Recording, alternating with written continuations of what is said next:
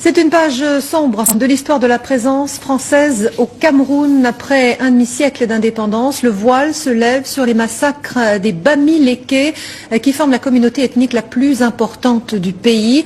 Les derniers survivants anticolonialistes dénoncent des exactions commises par l'armée française. François Bader. Que s'est-il passé en pays Bamileke à l'époque de la lutte pour l'indépendance ? Pour l'armée française, une simple opération de maintien de l'ordre. Pour les derniers témoins vivants, une véritable guerre dont l'histoire reste à écrire. Dans ce village, 2 hommes ont vécu les événements. L'un était maquisard, l'autre était un milicien au service de l'armée française. Bien que dans des camps opposés, ils confirment les atrocités commises contre les populations civiles. Comme les militaires menaçaient trop, nous avions organisé un camp pour garder la population.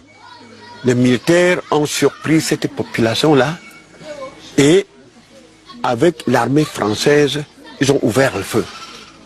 Ils ont décimé cette population et il y avait un seul survivant. Dans cette maison, on fête aujourd'hui l'arrivée d'un nouveau-né. Femmes, enfants, personne n'était épargné à l'époque où la France faisait la guerre aux rebelles indépendantistes. Pour l'armée française et ses supplétifs, il s'agissait de couper les maquisards de la population civile. On bombardait tout le monde et on brûlait même les cases. Les personnes qui étaient dans... Mais des fois, l'armée française faisait entrer les gens et brûlait même la maison. Cet homme était un chef de maquis. Ce qu'il décrit des bombardements de l'aviation française n'était peut-être pas du napalm, mais cela y ressemblait fortement. Il y avait l'avion devant qui versait liquide et puis le deuxième avion mettait le feu, c'est-à-dire avec les balles incendiaires. Les historiens ont encore beaucoup de choses à découvrir sur cette guerre qui ne dit pas son nom. Certains parlent de génocide, mais ils ne sont pas tous d'accord sur la question. Il reste des points à éclaircir. Justement sur la taille du génocide. Les gens ne s'accordent pas sur les chiffres.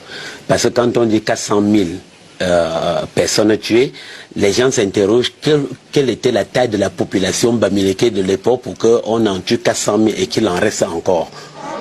En pays Bamileke, les opérations ont continué plusieurs années après l'indépendance du Cameroun, sous couvert de coopération militaire.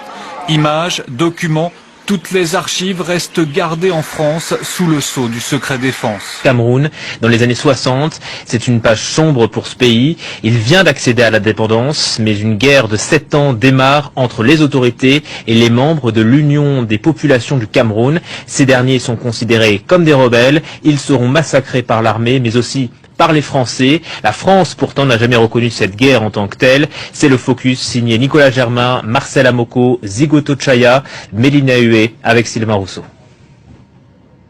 Nous nous rendons dans un village isolé du sud-ouest de la France pour rencontrer Max Bardet. Cet ancien soldat français a été envoyé au Cameroun entre 1962 et 1964 dans la région des Bamileke. En tant que pilote d'hélicoptère, il a assisté à plusieurs massacres commis par le régime camerounais, un régime fortement soutenu, armé et financé par la France. Un bel 47 G2, 280 chevaux, un tout petit hélico, il y a 3 places tout cassé. L'armée ciblait les villages supposément acquis à l'UPC, un parti qui s'opposait au président Amadou Ahidjo. Pour l'UPC, l'indépendance en 1960 était factice et Ahidjo était aux ordres de la France. Pour la première fois à la télévision, Max Bardet parle des atrocités qu'il a vues. Les hommes, ils devaient les achever, et les femmes, ils les achevaient pas. Ils les laissaient mourir comme ça. Max Bardet était accompagné d'un officier de l'armée française. Ce que voulait voir cet officier qui était avec moi, c'était qu'il n'y ait surtout pas comment dirais-je, de gens qui puissent aller raconter ça et qu'on puisse impliquer justement, comme il y avait encore quelques militaires français, qu'on puisse impliquer la France dans ces affaires-là. L'ancien soldat dit comprendre la colère de nombreux Camerounais. Moi je serais à leur place, j'en voudrais, je serais Moune et j'en voudrais aux Français, enfin, j'en voudrais aux Français.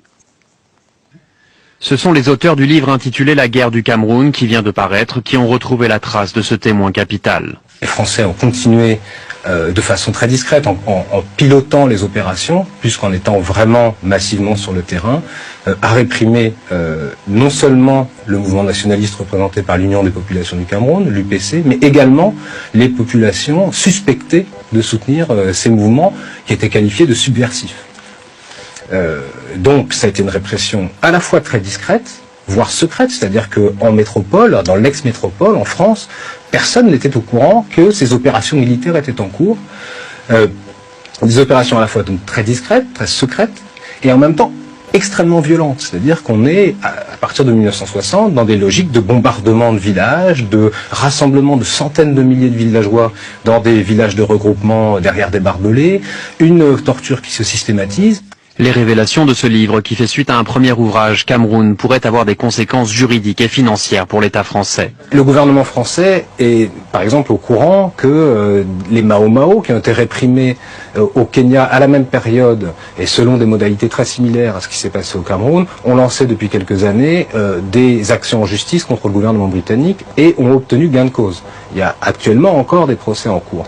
Et je crois que le gouvernement français ne voudrait pas être confronté à de tels procès, mais surtout que les gouvernements français actuels s'inquiètent des conclusions qu'on peut tirer de cette guerre, puisque cette guerre n'a pas été seulement un moment de répression, mais ça a permis d'installer un système de gouvernance, à la fois au Cameroun, mais plus globalement dans toutes les anciennes colonies françaises d'Afrique. Aller y regarder de plus près sur cette guerre implique également de s'interroger sur les conséquences à long terme pour beaucoup de pays. Et ça, je crois que ça inquiète beaucoup les dirigeants français, qu'ils soient de gauche ou de droite. Sur place au Cameroun, certains se souviennent encore de la période des massacres. Tadei Yemelon a été le garde du corps du dernier grand leader historique de l'UPC, Ernest Ouandié. C'était vraiment une guerre sans pitié. Ils bombardaient sans connaître même si c'est un homme ou c'est un enfant, ils bombardaient ça. Tadei Yemelon a combattu pendant des années dans la région des Bamileke contre les forces françaises et le régime camerounais. Il a été grièvement blessé. Je me suis renversé dans un trou quand nous sommes tombés dans une embuscade avec Wangji. Je suis tombé dans un trou évanoui. On m'a transporté pour aller laisser à l'hôpital. Il ne regrette en rien ses années d'engagement. Mieux vaut mourir debout que de vivre à genoux. Lentement, la position officielle de Paris évolue. En 2009, le Premier ministre François Fillon parle de pure invention lorsque la France est accusée d'avoir assassiné des dirigeants politiques au Cameroun. François Hollande est le premier président français à admettre qu'il y a bien eu une répression, mais sans reconnaître le rôle de Paris. Aujourd'hui, certaines associations camerounaises veulent aller plus loin et comptent bien demander des réparations à la France pour sa participation dans cette guerre très discrète, mais qui a fait plusieurs dizaines de milliers de morts, selon des historiens français et camerounais.